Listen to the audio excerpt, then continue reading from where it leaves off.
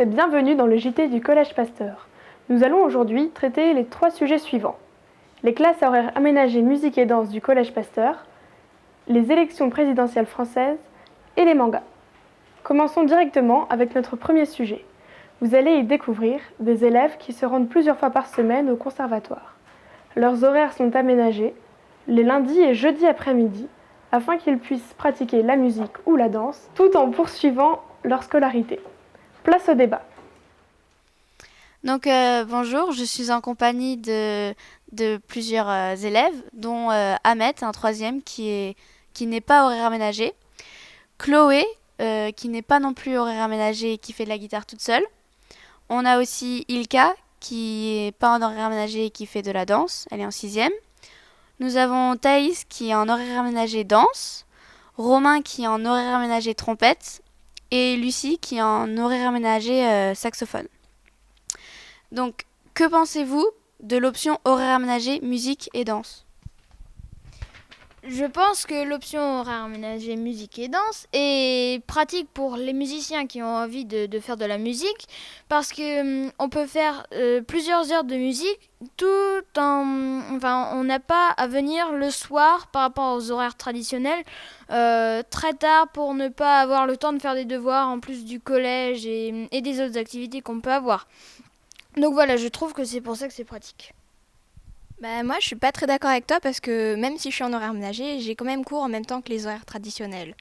Donc le soir, ça me libère pas trop non plus. Oui, mais du coup, pour les devoirs, vous les faites en rentrant au collège ou vous les faites le matin avant d'aller à l'école pour ceux de la journée ? Les devoirs, moi, je les fais soit au conservatoire quand j'ai un trou entre deux cours, ou alors quand je rentre chez moi, pas trop tard, du coup, grâce aux horaires aménagés, j'ai le temps de faire mes devoirs. Pourquoi avez-vous décidé de faire cette option ? En fait, ma grande sœur la faisait déjà et ça m'a donné envie de faire aussi, parce que je faisais déjà de la musique et puis ça me permettait de faire des instruments qu'on ne peut pas forcément apprendre en école de musique. Et vous ? Moi, j'étais déjà dans l'école primaire qui recevait les horaires aménagés, mais en danse. Et quand j'étais en CE1, eh bien, il y avait des stages comme ça où on pouvait essayer et j'ai essayé du coup. Et ça m'a vraiment plu, donc maintenant je suis toujours en danse et je regrette pas mon choix. Merci. Quelle est la réputation des horaires aménagés au sein du collège ?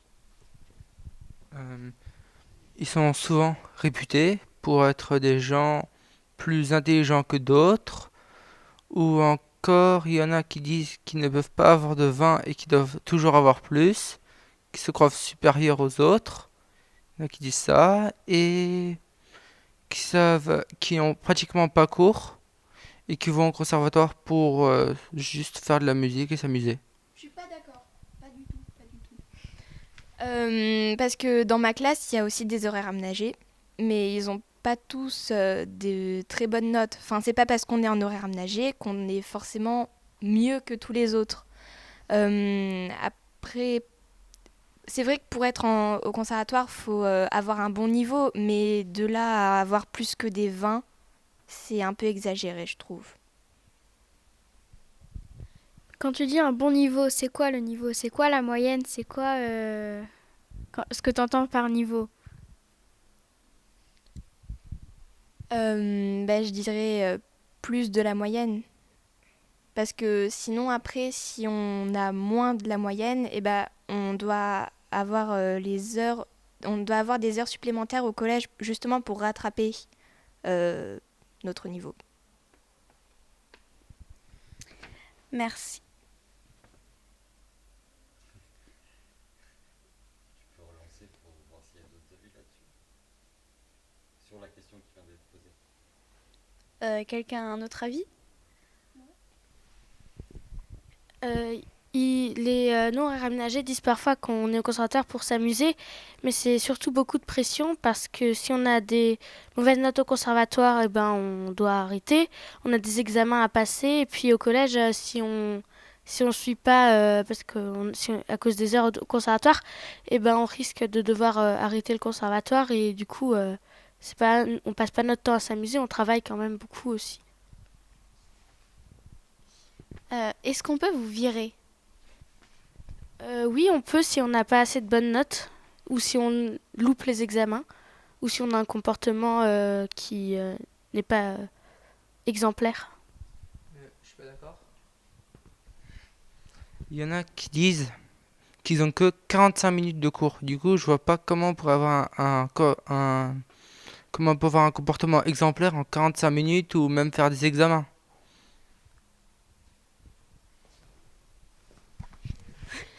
Les examens, c'est en dehors des cours. C'est par exemple pour les examens de fin de cycle, on les passe en mai, soit pendant les heures de cours du conservatoire où du coup on va pas en cours, soit pendant celles du collège et puis c'est pas c'est pas pendant les cours qui nous font passer les examens.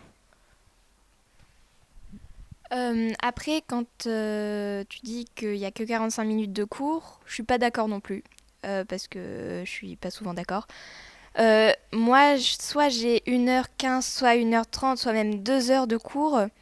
Et après, c'est vrai qu'on peut... Bah, après, quand on fait de la danse, c'est vrai que le temps qu'on fasse la barre, puis puis les échauffements, les étirements, le milieu et tout, bah, c'est sûr qu'on a besoin de plus de temps. Mais après, quand 45 minutes, c'est pas pour tout le monde.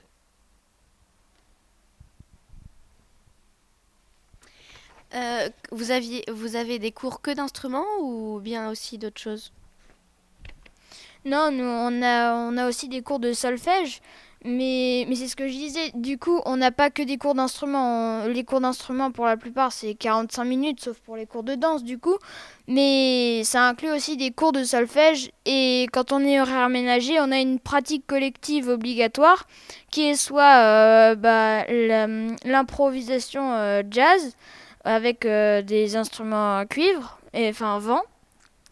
Ou soit l'initiation à la chorale avec un professeur de chant. Et donc à la danse, je ne sais pas s'il y a aussi des pratiques collectives obligatoires.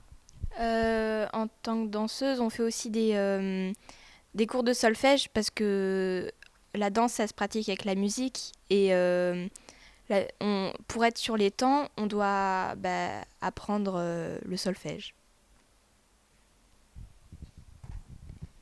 Mais c'est quoi le solfège? Je pense que je vais laisser la parole aux musiciens.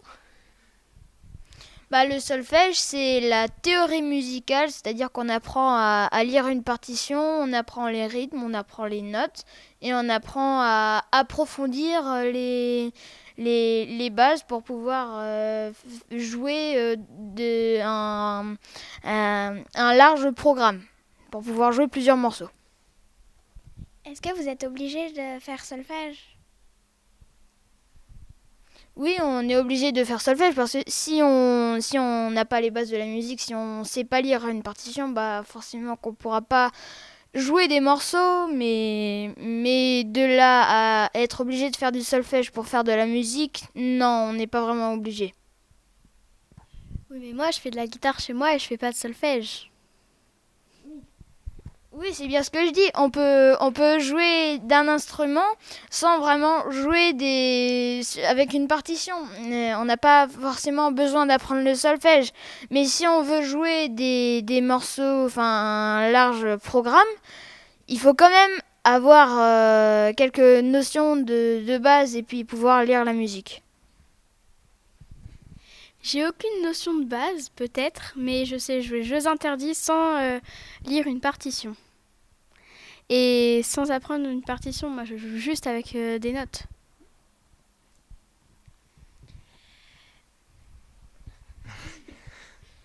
Oui, d'accord, mais je veux dire, ce qu'on peut faire au solfège, on peut aussi le faire sur Internet. Il suffit de trouver des tutos. Donc, le solfège n'est pas forcément indispensable. C'est pas la même chose d'apprendre avec des tutos internet que d'apprendre avec un professionnel qui a fait des études pour apprendre le solfège, pour après l'apprendre aux autres. Il peut plus nous donner d'explications si on a des questions que un tuto internet. Combien de temps passez-vous à faire du solfège par semaine? On a 2 heures de cours et après, il faut compter un quart d'heure, 20 minutes par jour de travail personnel, voire plus, ça dépend, mais ça fait quand même beaucoup. Pourquoi vous avez plus d'heures de solfège que de musique? Bah, il y a plus de choses à apprendre en solfège qu'en instrument. Une fois qu'on sait jouer des notes, les notes en instrument, qu'on arrive à bien placer les doigts ou placer l'embouchure selon l'instrument qu'on fait, et ben c'est plus que de la pratique. Il faut jouer pour s'améliorer. Alors que le solfège, il faut quand même apprendre beaucoup de choses. Et du coup, il y a beaucoup plus de choses à apprendre et du coup, forcément, ça prend plus de temps. Donc les devoirs du collège plus les devoirs instrumentaux et les devoirs solfège, vous les faites en même temps. Vous avez pas vous avez autant de devoirs en solfège qu'en instrument. Quand vous faites du solfège, vous ne faites pas d'instrument. Enfin, est-ce que vous révisez les choses à différents moments de l'après-midi? Ça dépend des jours. Parce que des fois, on a le temps de faire l'instrument, de jouer que de l'instrument. Et on n'a pas le temps de faire le solfège, du coup, on le fait plus tard. Et des fois, on a le temps de faire les deux. Ça dépend. Mais aussi, ça dépend aussi parce que les profs, comme on est en horaire aménagé, ils savent aussi qu'on a des devoirs au collège. Donc, ils nous donnent pas trop de boulot non plus parce qu'ils savent qu'on a quand même du travail en dehors du conservatoire. Mais du coup, c'est quoi vos devoirs à part le solfège et jouer de l'instrument dans le conservatoire? Enfin, vos devoirs du conservatoire à part le solfège et l'instrument, travailler l'instrument. Bah, c'est ça justement les devoirs de musique, c'est travailler son instrument et travailler le solfège. Mais sinon, on a aussi les devoirs du collège, du coup forcément. On a les mêmes devoirs que ceux qui sont dans la classe. Sauf un peu moins parce que des fois, comme ils travaillent l'après-midi et que nous on est au conservatoire l'après-midi, le professeur a le temps de donner d'autres devoirs que nous on fera pas forcément et que les autres auront plus de temps du coup pour le faire. Merci. Merci Lucie. Poursuivons immédiatement avec le second sujet. Quel est l'avis des collégiens et des Français sur les élections présidentielles à venir? C'est le micro-trottoir de cette émission. Que pensez-vous des primaires? Je pense que c'est bien de les faire parce que ça permet déjà un tri dans le parti. Je pense que c'est une bonne solution pour rassembler les votes et pour avoir plus de voix contre un clan pour la droite ou la gauche. Les primaires, c'est pas sérieux, hein. Primaires, c'est pas sérieux. Non, les primaires, au jour d'aujourd'hui, on entend de tout et rien de vraiment orienté. J'aime bien les primaires parce que au moins tous les citoyens peuvent donner leur avis. Moi j'aime bien parce que je pense que c'est important de pouvoir s'exprimer et du coup voilà. Qu'est-ce que je pense des primaires? Moi je pense que c'est bien, comme ça a permis de clarifier un peu les choses. Comme ça il y a un candidat à gauche, un candidat à droite, après ils sont pas tout à fait d'accord, mais au moins ça a le mérite de clarifier les choses. Et vous? Moi je suis d'accord, je trouve que c'est un très bon exercice pour qu'on comprenne ce que les candidats ont envie de faire et nous l'expliquent de façon très détaillée.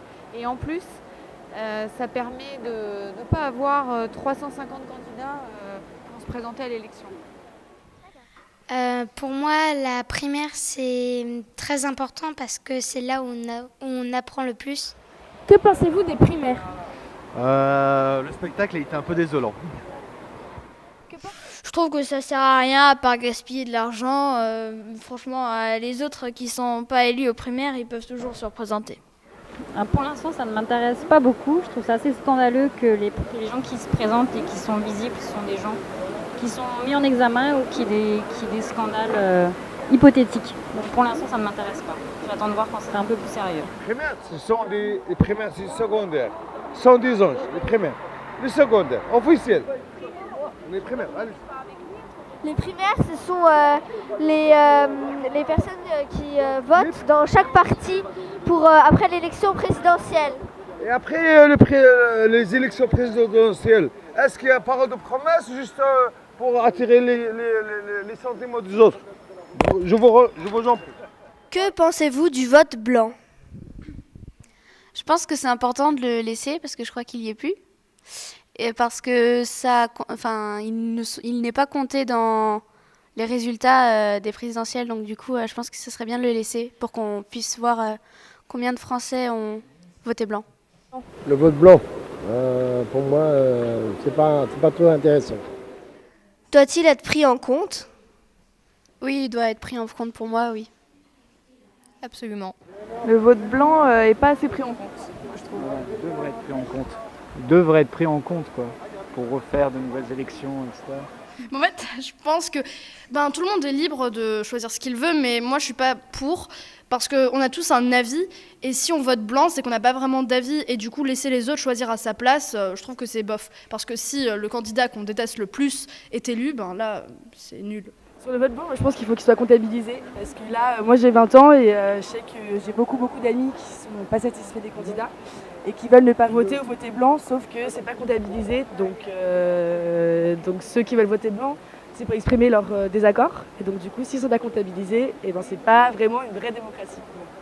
Pour moi, le vote blanc, c'est bien et c'est pas bien parce que on va pas voter, parce que si on vote pas, après on peut élire quelqu'un qui ne doit pas vraiment être élu. Donc le vote blanc, c'est quand on met rien sur le papier, on vote pas une personne. Oui, je sais tout à fait, mais pour le moment, non, j'ai pas envie de voter. Doit-il être pris en compte?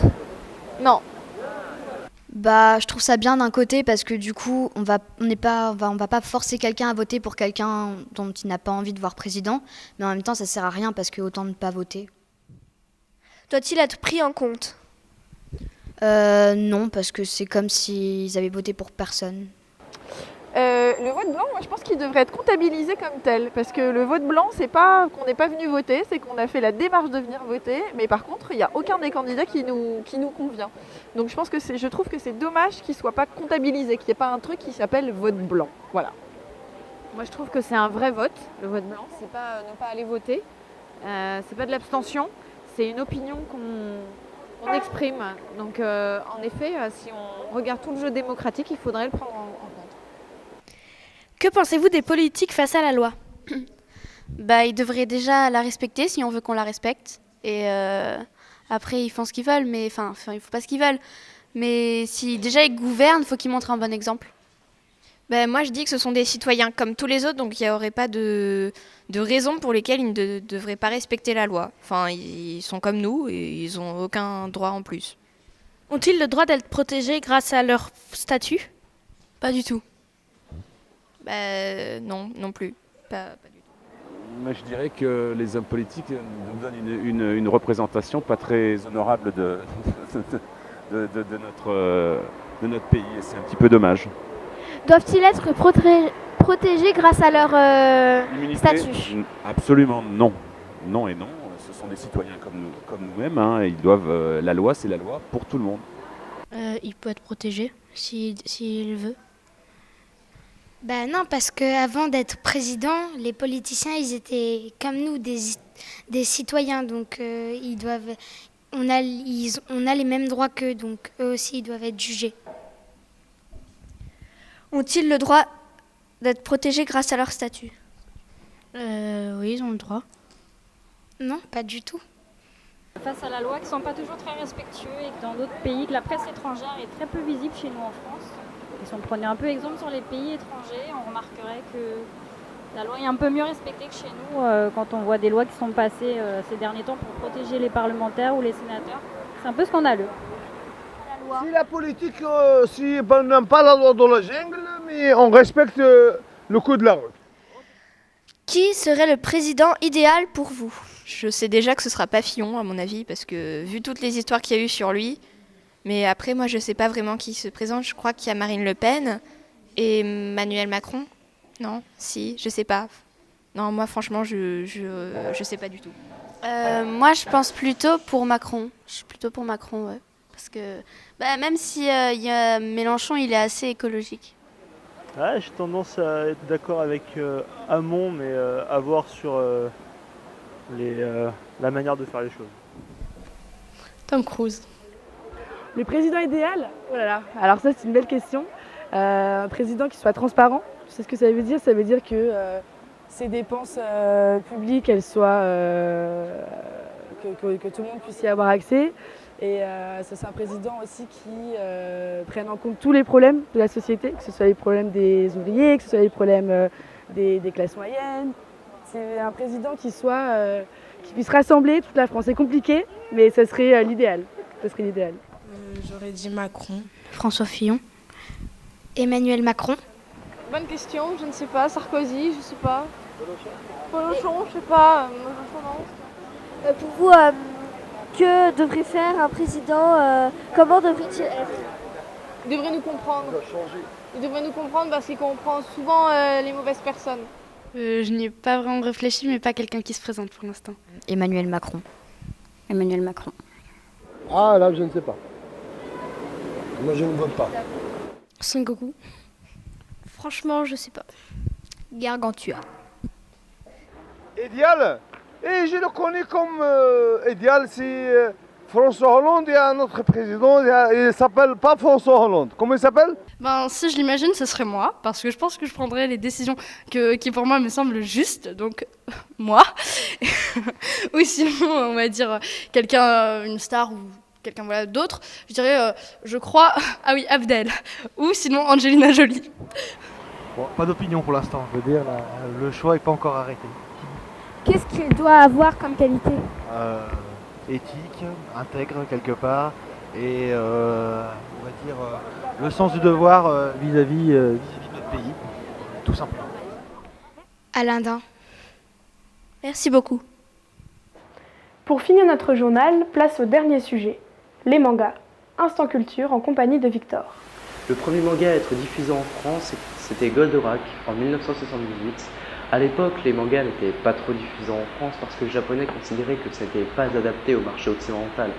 Mais avec la sortie d'Akira en 1991, qui est sorti en film, au cinéma et en livre, le manga a rapidement pris de l'ampleur en France.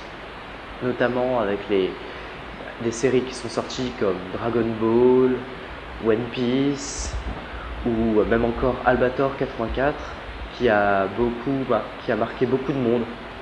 Merci beaucoup à tous de nous avoir suivis. À bientôt pour une nouvelle édition. Tout de suite, votre divertissement du soir.